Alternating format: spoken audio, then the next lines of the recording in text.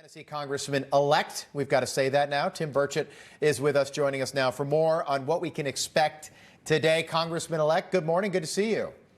Hey, good seeing you, brother. Thanks for having me on, Rob. Take me through it. What happens today? Do we have a Speaker of the House by the close of business today?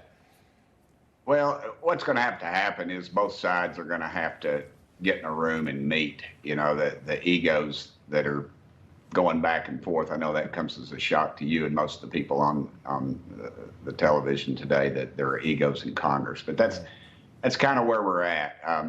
I think that, you've got 20 defectors or so-called defectors, but this is healthy. Look, this is democracy. We haven't had any discussion on the House floor since I've been in Congress. This is my 5th year.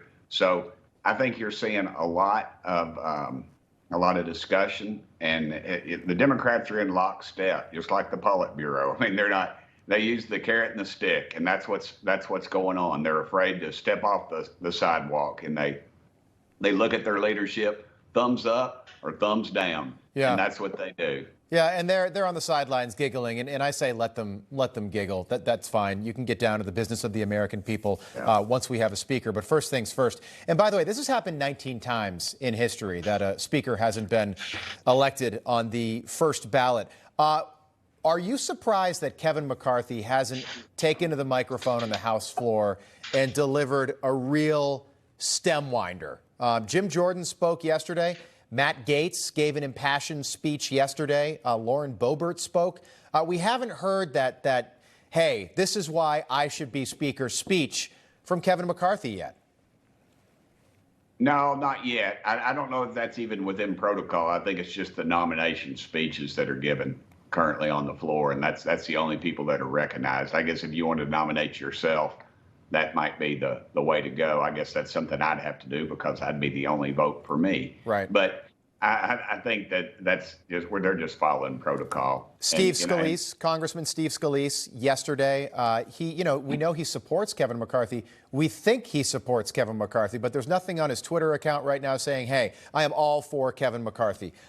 Could there be something happening behind closed doors right now when it comes to the congressman from Louisiana? There's always something going on behind closed doors in Washington, Rob.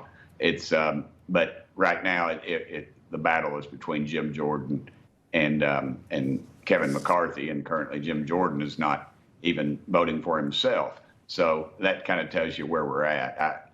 I hear talk about Steve, and Steve's a good friend of mine, but he and Kevin, if you look at if your gripe with Kevin is his voting record, you could make the same argument for Steve, that their votes are very similar. So, that's talked about, but that's mainly talked about by the Democrats who are trying to drive a wedge in our leadership team, which is pretty unified, I think. Well, but Congress, it seems like there are some wedges being created. Take a look at this tweet from Nancy Mace, one of your colleagues, Republican Congresswoman. She tweeted this out after Matt Gaetz' speech endorsing Jim Jordan. Full ego. Matt Gaetz' full ego was on display today. He's going to screw around and get another Pelosi-elected speaker. I'll have a lot more to say about this political D-lister tomorrow. Doesn't sound like everybody's unified. No, they never are. They never are within the ranks. 435 people in Congress, 434, I guess, technically yesterday. Right. And 434 different egos, different, and everybody's wanting to be somebody, and I get it. I'm there too. I'd like an opportunity at leadership at some time in my career, but I don't see it in my foreseeable future. But I don't kiss enough butt. I don't raise enough money for the caucus. So, but you're going to see, this is what you're going to see out of frustration. And I've done this thing my whole life, and I've seen this. I was in Nashville. We went through this multiple times, and I've seen it. I think it's best to just have a calm hand on the wheel right now, and we'll get through it. I think we're going to be fine. I think we're going to elect a speaker shortly. I would hope that we would, and I believe we'll be unified at that point. But again, it's going to take everybody. The people that are feuding are going to have to get in a room and work it out without the cameras, without their advisors, without all it. But they got to all get in the room, and that's part of the problem too.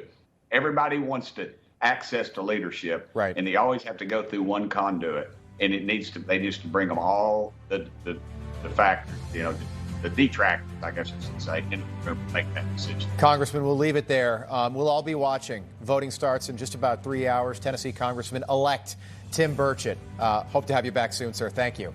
Thanks, Rob. See you, brother.